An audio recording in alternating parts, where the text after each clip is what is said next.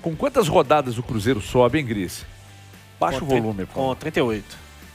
Com quantas rodadas de antecedência o Cruzeiro sobe? Nenhuma. Só sobe quando completar as 38 rodadas. Mas você entendeu minha pergunta, né? Se abandonar o campeonato antes, tem WO e os cacete, aí dá problema, perde ponto na justiça. Do jeito que as coisas estão caminhando aí, com a meia dúzia de antecedência, né? É possível, Everton. Possível, campanha muito forte, né? Por que um elenco que não é tão forte, e aí obviamente que o próprio treinador fala, por que sobra dentro de campo? O que você pensa de pontos positivos do trabalho do Pessolano para uma campanha tão expressiva? Cara, ele pode abrir 16 pontos do quinto colocado. Isso nunca deve ter acontecido na história da Série B. O Cruzeiro, em 14 jogos, se somar 2020 e 2021, não fez o número de pontos que tem nessa temporada. Era vice-lanterna em 2021 e era 18º colocado em 2020. Vice-lanterna. Você inventou isso agora, né? Vice-lanterna seria o penúltimo colocado. Né? Não existe vice-lanterna. Vice-lanterna realmente é ruim mesmo. Mas tudo bem. Mas, Everton, eu acho que sempre é uma conjunção de fatores, né? Sempre são várias coisas que levam a um trabalho bem sucedido no futebol. Eu acho, por mais vazio que isso possa parecer, sinceramente, que o ambiente que foi construído no Cruzeiro desde a chegada do Ronaldo é talvez a principal causa da ótima campanha até aqui. É claro que não é só isso, é claro que tem o trabalho do técnico, é claro que tem os jogadores que têm conseguido produzir dentro de campo, é claro que tem o fator, né, da comunhão que a gente já falou, de time e torcida, que voltou a acontecer no Cruzeiro, que não acontecia há muito tempo e que voltou a acontecer e que eu acho que é importante, tem sido importante nos jogos dentro de casa, né? O Cruzeiro que nas últimas edições da Série B teve campanhas muito ruins dentro de casa, acabou o primeiro tempo lá no Paraguai, Palmeiras e Cerro Porteño 0-0. Fiquei 2 horas para conseguir ligar o jogo aqui no celular, acabou o primeiro tempo. E o Cruzeiro sofreu muito dentro de casa, né? Na Série B em 2020 e em 2021, sem a presença da torcida na maior parte desses jogos por conta da pandemia. Mas essa conjunção ela tem ajudado. A campanha do Cruzeiro é muito forte como mandante, não só como mandante, mas como mandante especialmente. Mas eu acho que é o ambiente, Everton. Eu sinto que no Cruzeiro hoje há uma confiança de que tudo vai acontecer como combinado e de que as coisas caminham realmente para melhorar, para o clube voltar a ser o que era. E acho que esse ambiente como um todo ele vai ali fortalecendo, né?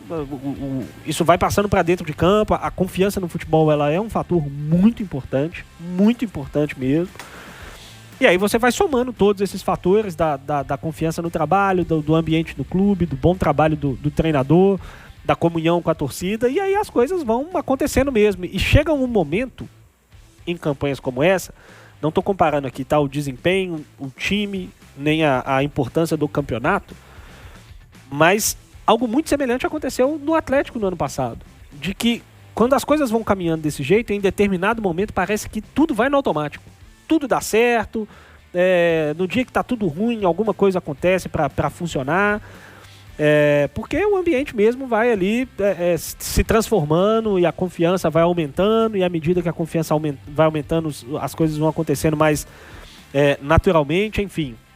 Acho que tudo isso vai ajudando. Para mim, ontem, os primeiros 45 minutos do Cruzeiro contra o Sport foram os melhores 45 minutos do Cruzeiro na Série B do Campeonato Brasileiro. Achei muito bom o primeiro tempo do Cruzeiro, ontem, segundo tempo nem tanto, e aí tem mérito do Sport, é claro, que conseguiu dar uma empurrada ali no Cruzeiro para trás, que conseguiu produzir um pouco mais, ainda que não tenha levado tanto perigo. As mudanças do César Lucena foram boas, o Cruzeiro perdeu até o controle do jogo em determinado momento, retomou com a entrada do Adriano deu uma encorpada ali no meio, o Cruzeiro retomou um pouco o controle, mas não foi tão bem no segundo tempo. Mas o primeiro tempo do Cruzeiro ontem eu achei ótimo, apesar do gol sofrido no contra-ataque, muito por mérito do Kaique. Acho que o Kaique foi muito feliz na jogada. A defesa do Cruzeiro foi de certa forma até bem, conseguiu temporizar ali a jogada, já estava quase todo mundo voltando, o Cruzeiro já estava com uma boa superioridade numérica, aí o Kaique foi muito feliz na finalização, mas foi talvez a única escapada do Sport no primeiro tempo. O Cruzeiro teve um domínio muito amplo diante de um adversário forte, né? Por mais que venha aí numa fase não tão boa na Série B, trocou de técnico e tudo mais, o Sport é o 5º colocado da Série B. O Cruzeiro no primeiro tempo ontem teve um domínio muito forte.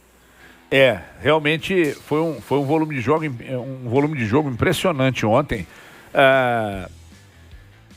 Você pensa algo diferente, Gomide, do trabalho? Por que o Cruzeiro consegue fazer uma campanha tão expressiva, não tendo um elenco também tão expressivo? E não tem mesmo, né? A gente olha o Cruzeiro, o Pesolano, inclusive, fazendo algumas mudanças no time, porque pede jogador por suspensão, por contusão e tal, e ele tem limitações, mas ele mexe no time, ele troca, e a resposta vem, Gomide, e a qualidade do jogo do Cruzeiro não cai.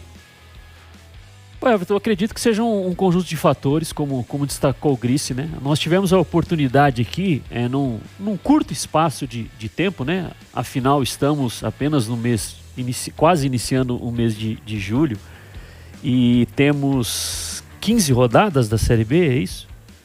15 rodadas da Série B, mas do início da Série B para cá, nós já tivemos a oportunidade de estar no ar aqui com o Edu, com o Luvanor, e o último foi o Daniel Júnior, né? Há 2 semanas atrás, ali na véspera da estreia da Copa do Brasil. E todos destacaram a questão do ambiente. É claro que os resultados também ajudam com que o ambiente esteja melhor, né? Porque por mais que agora o Cruzeiro cumpra as obrigações que 2 temporadas atrás não cumpria, né? Que a insegurança do jogador em não saber quando o salário dele vai estar na conta, como o jogador pode se planejar financeiramente. Aí a gente fala daqueles que ganham os maiores salários até aqueles que ganham os menores no elenco profissional, né? O Pedro Martins, né, esteve aqui conosco também, falou da satisfação dos funcionários hoje em estar trabalhando em um processo, e tudo isso ajuda. Se não estivesse com os resultados em campo sendo os que nós estamos assistindo na Série B, o clima seria mais fácil de ser resgatado por conta da parte administrativa, o clube estar fazendo a parte dele. Eu acredito que quem faz a parte dele na parte administrativa, né, deixando os salários em dias, não só para os jogadores, mas para todos os funcionários, eu acho que ele propicia também, em um momento que não aconteceu, mas caso estivesse acontecendo, de turbulência, reunir todo mundo e falar: moçada, o que está acontecendo? Tentar identificar qual é o problema, né?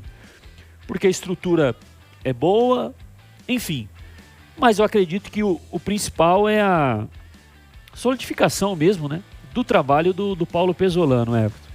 É um trabalho que a gente consegue ver que vem degrau por degrau mesmo, né?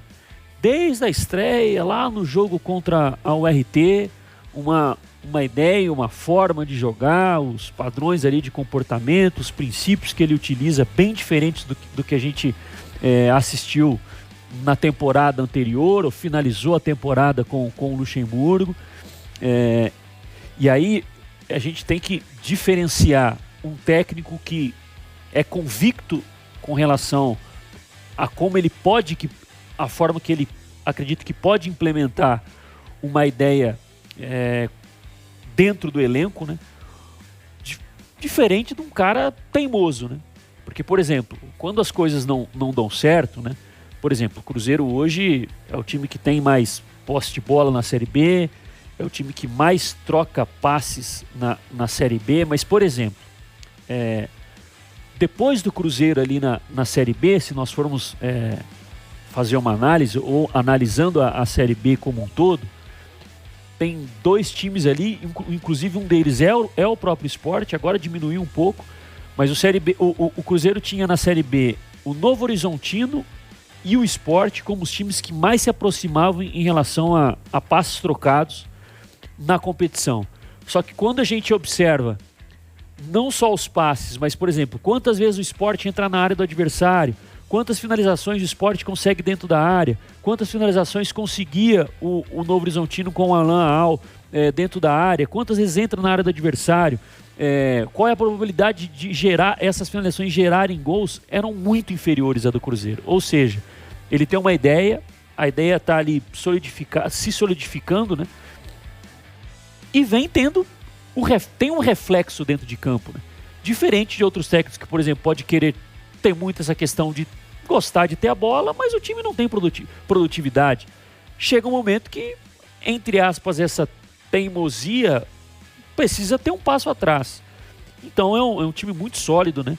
A gente vê que quando as peças são substituídas, o time não perde ali a questão desses padrões de comportamento, né? Por exemplo, quando passou a esse esquema com 3 zagueiros, né, a ideia do Pesolano pela direita era ter um jogador que a princípio não era um lateral, como não é o Léo Paz, não é o Vagninho e não é o Jajá. Os 3 fizeram aí a função pelo lado para ganhar um pouco mais de ofensividade, né? E ter mais capacidade de incomodar ali a última linha defensiva do adversário. Só que o Vagninho não fez tão bem a função, o Léo Paz teve 2 lesões nesse período, o Jajá acabou também se machucando, o Giovani foi o quê? Ganhando espaço, ganhando espaço, ganhando espaço. Hoje, pelo menos na minha avaliação, não dá para pensar o Cruzeiro sem o Giovani.